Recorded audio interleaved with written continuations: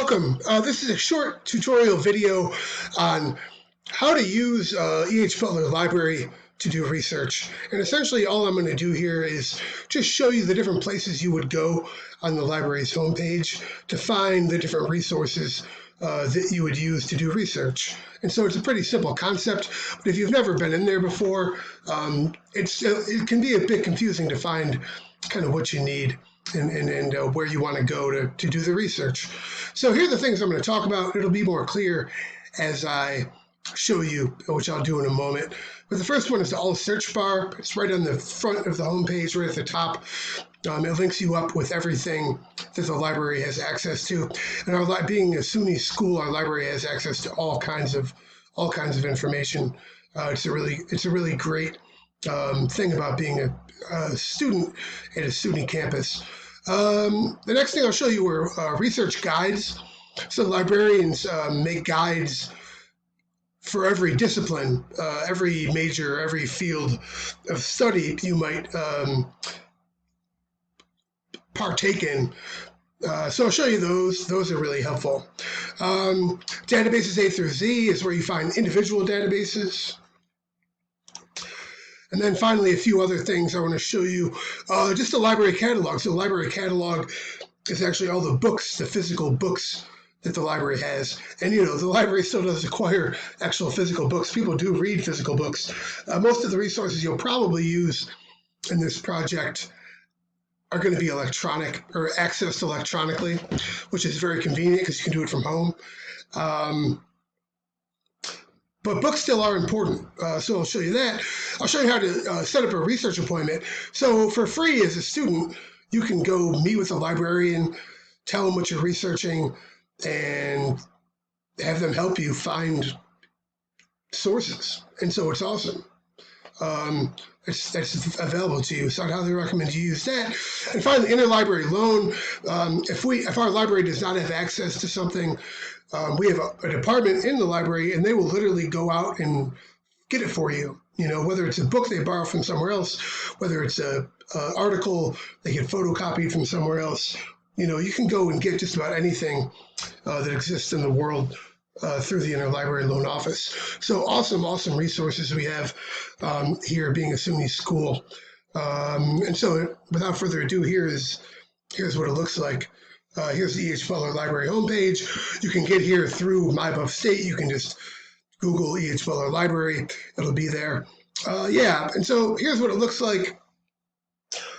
One thing I want to say is, as a Buff State student, you can always access all the electronic resources from home.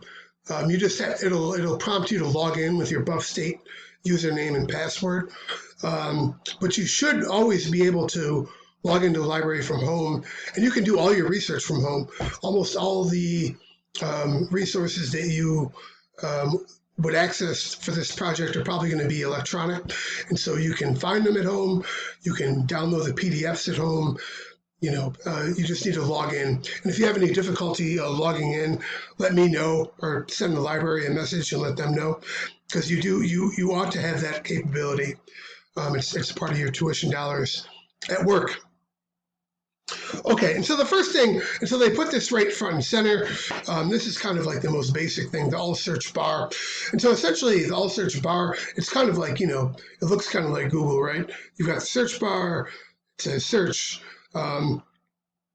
It's very convenient because this search bar is linked to every single resource the library has, which is good because everything is linked under one search engine. There's some downsides to that too. But our library has all kinds of different things. So I had one, Breonna Taylor. So let's say I want to put that in there.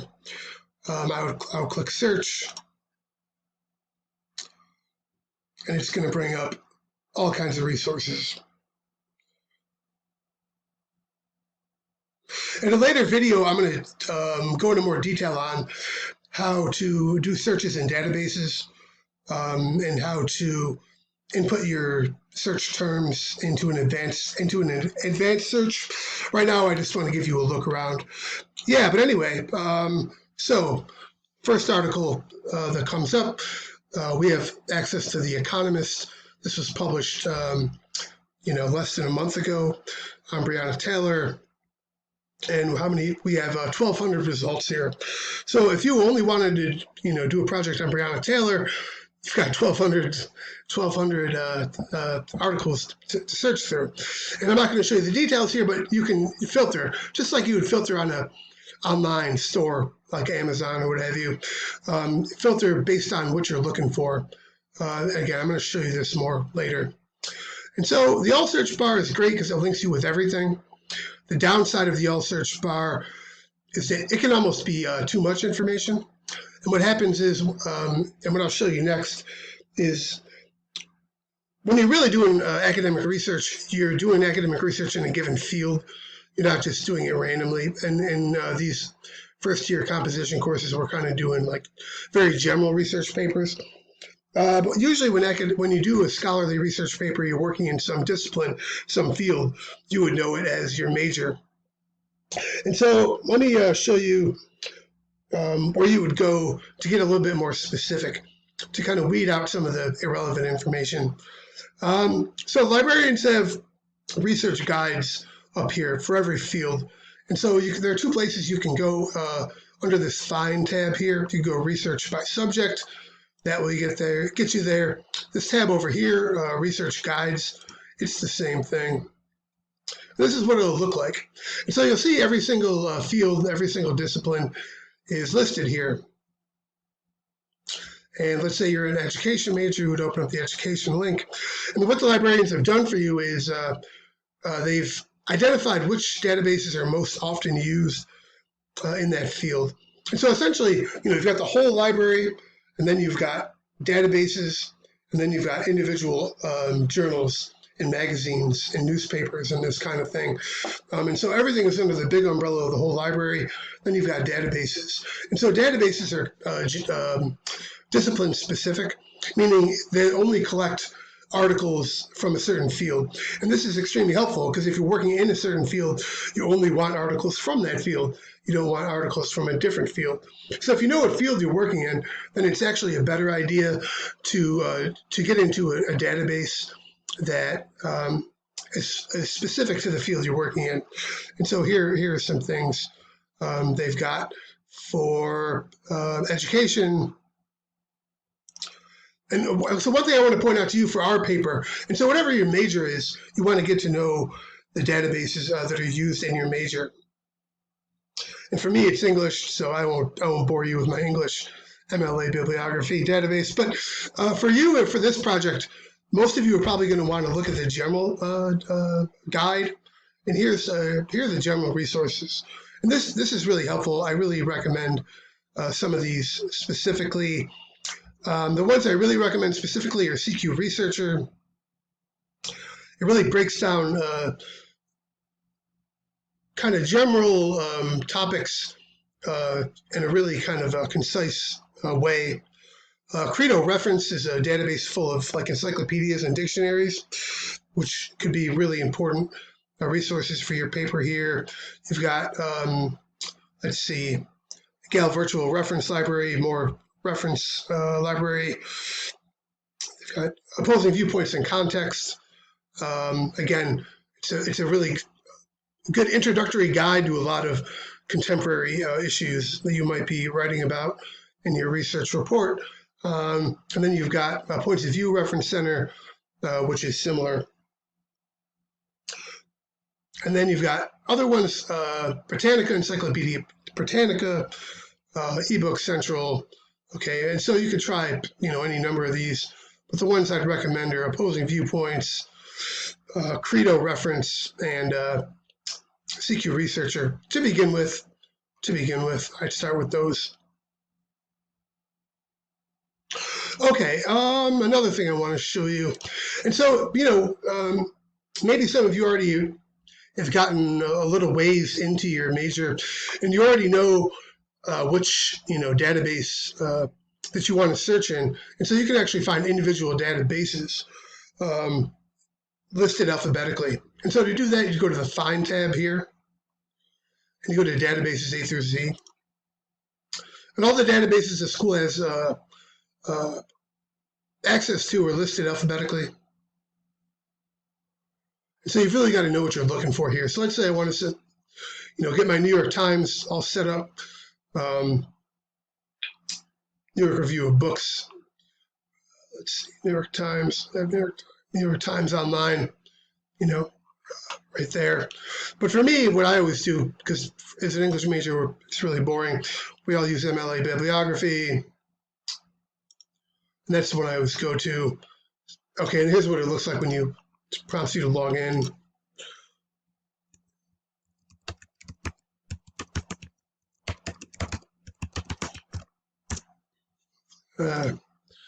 You don't need it.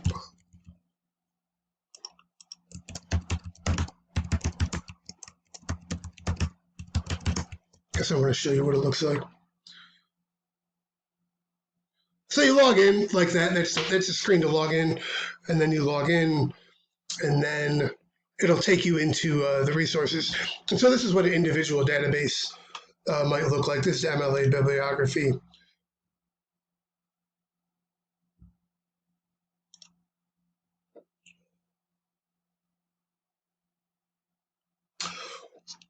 Yeah, so if you know your specific database, then you can just find it in the alphabetical list. It really saves you a lot of time if you know your field and if you know the database you want to use. It kind of cuts out a lot of information you don't need. Okay, another thing I want to show you, the library catalog. And so a library catalog is all the books the college actually has, the physical books. I think it also links you up with electronic books. But all the physical books in the library, let's see. Let's do here's a book that will be checked out probably. Let's look for Michelle Alexander. Yeah, so we're looking for Michelle Alexander. We type Michelle Alexander, and we get her book, The New Jim Crow. And if some students haven't checked books out of the library before, we live in the age of the internet, I can understand why that might be. But to find a book in the library, you need to find the catalog number, and then you need to go searching through the stacks. The stacks are where all the books are stacked up in the library, and you kind of navigate through, the Dewey Decimal System and all this good stuff. And so Michelle Alexander, you see that the call number is HV9950A437-2010. And so and this one is checked out. It shows you it's checked out, which is good to know. But you would go to the library, all those numbers are listed. If you have trouble, you could just ask a librarian and they'll point you in the right direction. But yeah, and so just a quick thing on books. Books are still published. People still use books a lot, And one really interesting way to do research that's still relevant despite all the technology we have today is you look up one book. Say if I looked up Michelle Alexander's book, I went to go find it on the shelf. And so, the books aren't listed randomly. They're listed by, they're grouped by topic. They're grouped by discipline. They're grouped by theme, and this kind of thing. So if you look at Michelle Alexander's book and you go look at the bookshelf where her book is, you're going to see other books on that shelf that are on the same topic. And so your search in the card catalog might not have shown you those books, and it probably didn't show you those books. But if you go to the library and you look on the shelf in the old-fashioned way, you're going to see books that are on the same topic, and you might see one that looks like it might be helpful to you. And that's actually still a very relevant way to do research. And using books is people publish books, they use books all the time. Books are not outdated quite yet anyway. So yeah, I recommend you do that. I'm not going to require you to get a book this semester because of the pandemic. Sometimes I do require students to get books. But yeah, just find one book and then browse through the shelves. You'll be shocked at what you'll find. I mean, you'll find something you never knew existed that could be really helpful for you too. Okay, two more things I want to show you quickly. These will be pretty quick. And so I had mentioned Through your tuition dollars, you can get free help from a librarian to do your research. So this is a pretty great resource, because not only can they help you find things, but they can also help you narrow your research question and this kind of thing. They're super helpful. Librarians, they have advanced degrees in information science, so they're experts at this stuff. So anyway, the tab is here, research appointments, and you would just sign up for the research appointment by filling out this field here, and then you have to pick a couple times, and then you click submit. I'm sure they're doing it electronically at this time.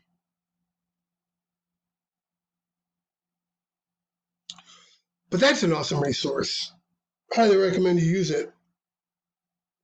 One final thing, there's interlibrary loan. This will conclude our chat here, but interlibrary loan, the tab is here. And so what will happen sometimes in the databases, in the library in general, you'll do a search and you'll find a source that looks really helpful, but we might not actually have access to it. It can be really annoying. And there's a way to filter your searches to only get results for things that we do have access to. But sometimes you'll come across something that's really useful for you, and we don't have access to it through our library. And what the interlibrary loan office does is they will go out and they will get that thing for you, and they will get just about anything that exists. When I was a grad student, I probably drove them crazy because I had them getting me like dozens and dozens of articles.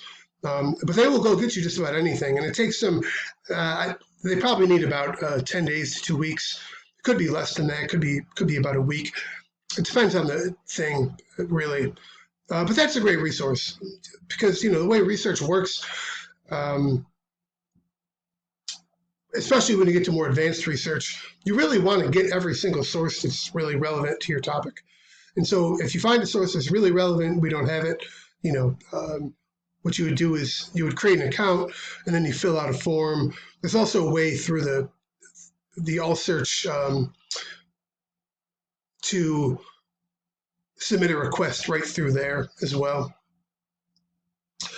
Okay, I think that's all I had to say about that. So that's just a general look around of the things you might